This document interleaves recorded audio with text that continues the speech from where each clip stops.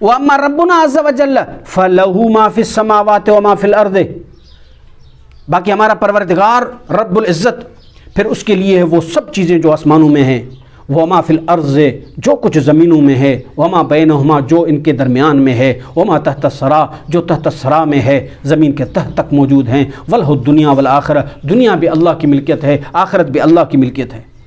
جل ذکرہ وتقدست اسماؤہ، اللہ تبارک و تعالیٰ کا ذکر پاک ہے اور اس کے نام جو ہے نا پاکیزہ ہیں۔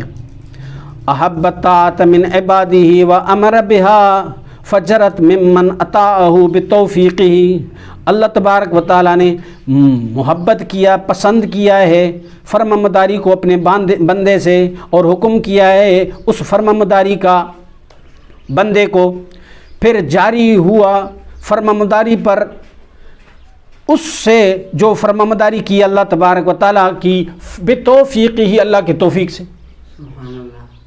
فرمانبرداری وہ کرے گا جس کو اللہ کی توفیق ملے گی۔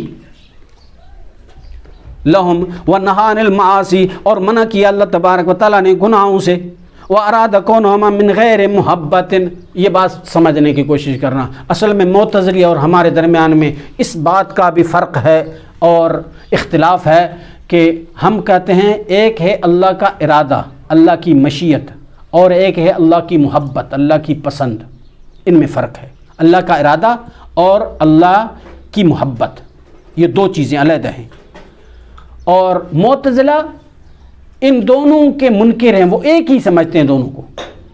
ہم کہتے ہیں کہ اللہ پاک ارادہ کرتا ہے کسی کے لیے کفر کا، گناہوں کا، وہ گناہ کرتا ہے، کفر کرتا ہے، اللہ اس کا ارادہ کرتا ہے تبھی وہ کرتا ہے، لیکن اللہ پاک اس سے محبت نہیں کرتا۔ اللہ کا ارادہ اور ہے اور اللہ کی محبت اور ہے۔ یہ اللہ پاک انسان کی طرح نہیں ہے کہ انسان ارادہ وہی کرتا ہے جس کے ساتھ محبت کرتا ہے، جس سے محبت نہیں کرتا ارادہ نہیں کرتا، محبت نہ کرے ارادہ کرے اس کو منافق کہا جائے گا۔ یہ انسان کے لیے قانون ہے۔ اللہ لا مثل لہ لا مثال لہ لا نظیر لہ لیس کمثلہ شیء، بے مثال ہے، انسان کی طرح تھوڑا ہی ہے۔ جو انسان اپنے طبیعت پر، اپنی منشا پر، اپنے ارادہ پر، اپنی محبت پر اللہ کو قیاس کرے، یہ تو بالکل گمراہی ہے بڑی۔ یاد رکھنا، اللہ کا ارادہ اور ہے اور اللہ کی محبت اور ہے۔ جو آدمی کفر کرتا ہے اللہ پاک اس کے کفر کا ارادہ تو کرتے ہیں لیکن اس سے محبت نہیں کرتے، اسی وجہ سے اس کو حکم کرتے ہیں تابع داری کا، اس کو حکم کرتے ہیں ایمان لانے کا۔ اللہ پاک محبت کرتے ہیں تابع داری کے ساتھ، اللہ پاک محبت کرتے ہیں ایمان کے ساتھ، کفر سے محبت نہیں کرتے، لیکن بغیر محبت کرنے کے اللہ پاک ارادہ کرتے ہیں پھر وہ کافر ہوتا ہے۔ یہ محبت اور ارادہ یہ علیحدہ چیزیں، اور یہ علامہ آجری رحمۃ اللہ علیہ نے تقدیر کے مسئلے پر قدریوں کی رد کرتے ہوئے یہ بات سمجھائی ہمیں۔ کیا فرمائے؟ فَأَحَبَّتَاتَ وَأَرَادَ كَوْنَهَا مِنْ غَيْرِ مُحَبَّةٍ مِنْهُ لَهَا، اللہ ارادہ کرتا ہے اس کے ہونے کا بغیر محبت کرنے کے، وَلَا لِلْأَمْرِ بِهَا، اللہ اس کو حکم بھی نہیں کرتا، ارادہ کرتا ہے حکم نہیں کرتا۔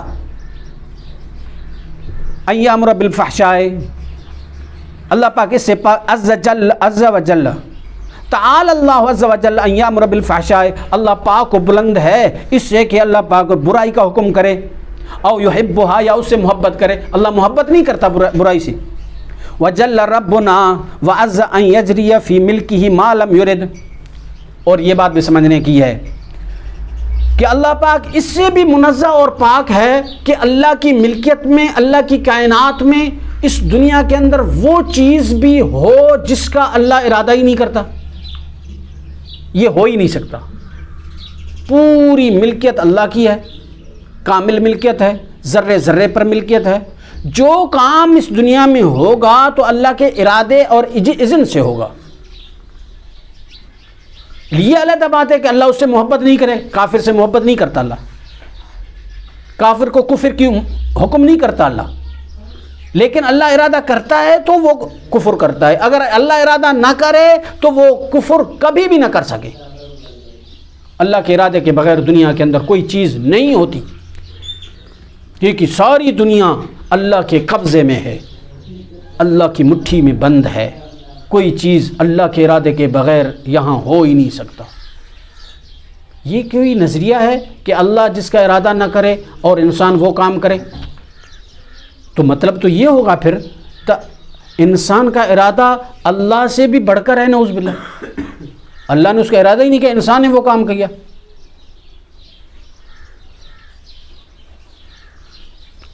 فرمایا وَعَزَّ أَن يَجْرِيَ فِي مِلْكِهِ مَا لَمْ يُرِدْ، اللہ پاک ہے اس سے کہ جاری ہو اللہ کی ملکیت میں وہ چیز جس کا اللہ نے ارادہ نہیں کیا۔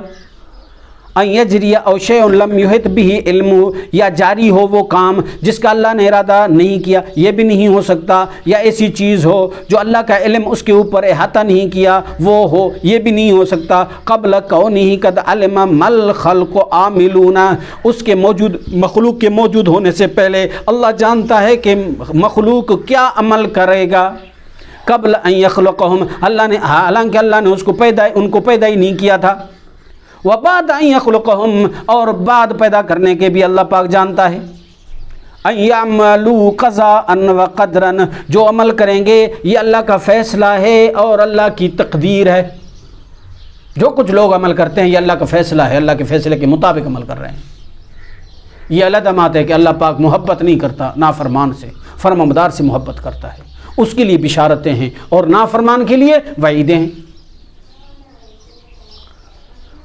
آگے فرمایا قد جر القلم بامرہ عز وجل فی اللوح المحفوظ، تحقیق جائر ہوا تھا قلم اللہ کے حکم سے لوح محفوظ کے اندر، بما یکون من بر او فجور، جو کچھ ہوگا دنیا کے اندر نیکی یا برائی، یسنا علی من عمل بطاعتہ، تعریف کی جائے گی اس پر جس نے اللہ کے فرمانبرداری کا عمل کیا، من عبیدہ، اللہ کے بندوں میں سے، وَيُضِيفُ الْعَمَلُ إِلَى الْعِبَادِ، اور نسبت کرے گا عمل کی بندوں کے طرف، جو کام بندے نے کیا اس کی نسبت بندے کی طرف کی جائے، صحیح ہے کیونکہ اس نے کیا ہے اور اس سے یہ صادر ہوا ہے۔